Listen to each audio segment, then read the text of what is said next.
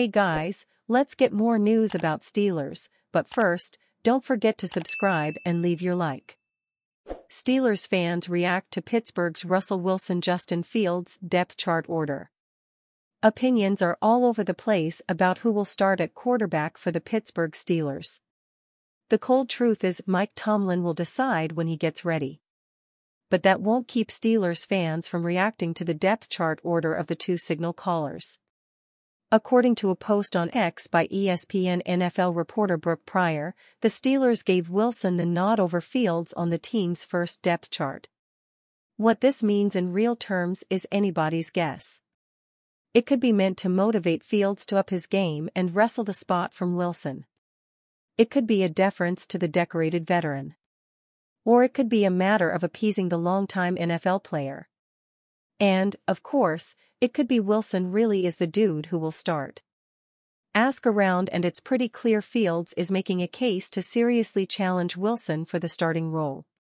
But let's get dirt real. Fields has a career record of 10-28.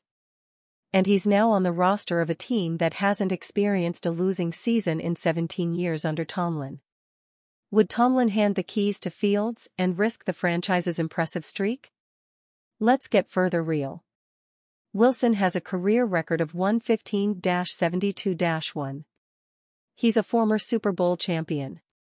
And anybody who follows the game know he's one play away from having two. But, and this is a big but, Wilson's record in 2 years with the Denver Broncos ended at 11-19. In other words, the new and not improved version of Wilson isn't all that much better than Fields. So now it's time to back to Tomlin.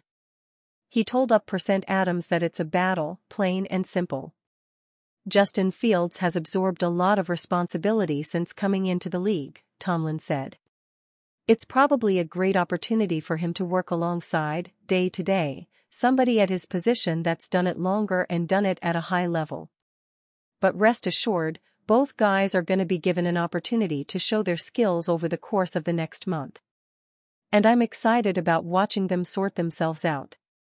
When the Week 1 decision comes, it won't be a surprise to see Wilson win the battle. His veteran leadership likely gives the Steelers a better chance early on. But he likely won't have a long leash. In fact, even one subpar performance in a loss will be greeted with calls from the fan base to make a change. Not that Tomlin would listen to it in any kind of decision-making sense, but he knows whatever everybody else knows. Fields has talent, and much younger legs. Projected Steelers depth chart entering preseason.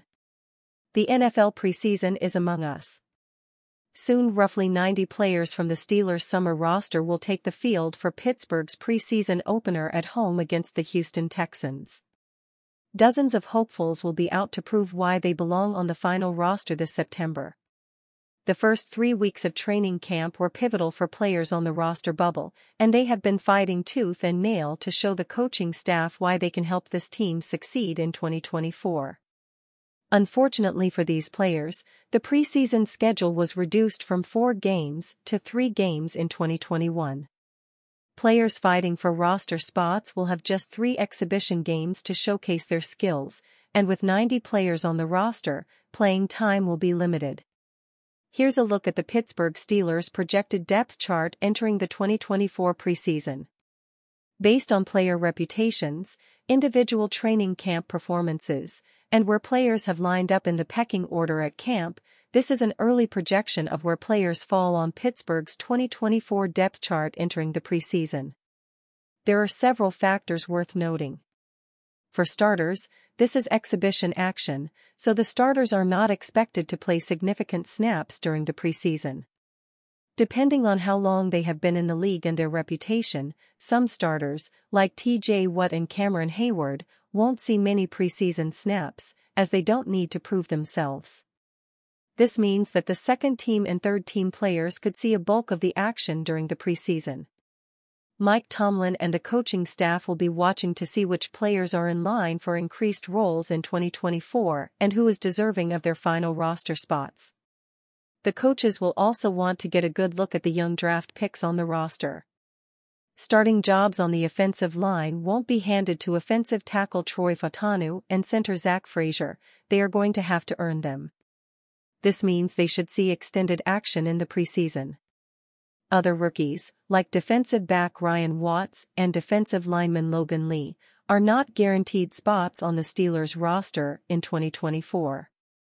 They will have to prove they are ready to step in and contribute if they want to avoid the practice squad. The Steelers' depth chart will change throughout the preseason based on player performances and injuries. Conflicting reports emerge on potential Steelers trade for Brandon Aiyuk.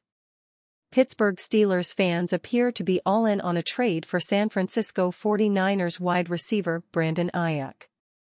But does the organization agree? Two respected NFL insiders offered conflicting reports on August 6. "I don't expect Pittsburgh to be a landing spot at all," ESPN NFL insider Adam Schefter told the Pat McAfee Show on August 6. "I think Pittsburgh, like a lot of teams, checked into this. Here's the price it would take for the 49ers. Here's the price it would take from Brandon Aiyuk." Inevitably, with most teams, it's not going to work. Nearly 2 hours later, NFL Network insider Ian Rappaport practically refuted Schefter's update on Inside Training Camp Live. "My understanding is there are active trade discussions between the San Francisco 49ers and several teams," Rappaport began. "My understanding is the Pittsburgh Steelers have had discussions with the 49ers about potentially trading Brandon Aiyuk. They are for sure in it right now." He also reminded that the Steelers are one of several teams that are involved in trade discussions with San Francisco, confirming the Cleveland Browns and New England Patriots as two of the other contenders. The remaining bidders have not been revealed at this time. However, that, "for sure in it right now," statement is a clear deviation from Schefter. NFL Network insider Mike Garafolo sided with his colleague, Rappaport, not long after, informing that no team is out of the hunt for Aiyuk as of August 6, including the Steelers. In a breaking news update at 3:02 p.m. Eastern Standard Time on August 6, Schefter adjusted his stance on the Steelers and Aiyuk. Steelers and 49ers re-engaged in conversations midday today regarding Brandon Aiyuk, per league sources, he informed. As of Monday night, the 49ers Steelers talk stalled. But there have been further conversations today in an ever-fluid situation that still involves other teams as well. NFL insider Josina Anderson also added, "I'm told they're working on it. It's a lot of back and forth regarding the Steelers and 49ers. It appears everyone is now in agreement that Pittsburgh has indeed rejoined trade discussions for Aiyuk." The Schefter and Rappaport updates came the day after a breaking news story courtesy of 49ers beat reporter Matt Maiocco and NBC Sports on the evening of August 5. The 49ers have negotiated the framework of trades that would send wide receiver Brandon Aiyuk to the Cleveland Browns or the New England Patriots, a league source told NBC Sports Bay Area on Monday night, Maiocco reported.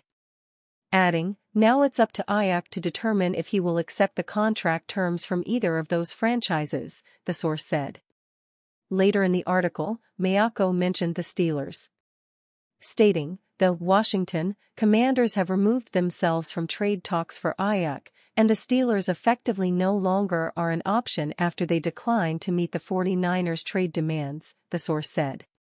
He also noted that the 49ers likely would acquire a veteran wide receiver and a package of draft picks from the Browns or the Patriots.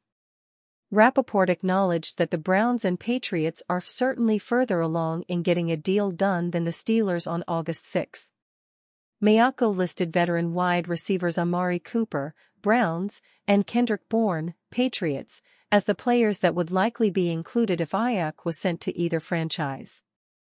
In the Steelers' case, FanDuel pitched a trade where Calvin Austin III would be the Steelers' wide receiver that accompanies a package of draft capital. The daily fantasy sports site included a 2025 second-rounder and a 2026 third-rounder alongside Austin in order to acquire Aiyuk.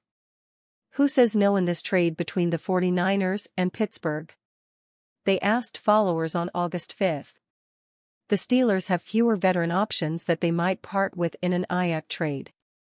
Austin is one, with Van Jefferson being the other. After all, one would assume that George Pickens is considered untouchable. And beyond those three, the Steelers' remaining wide receivers are either rookies, Roman Wilson, or nowhere near the caliber of Cooper and Bourne, Scotty Miller, Quez Watkins, Dez Fitzpatrick.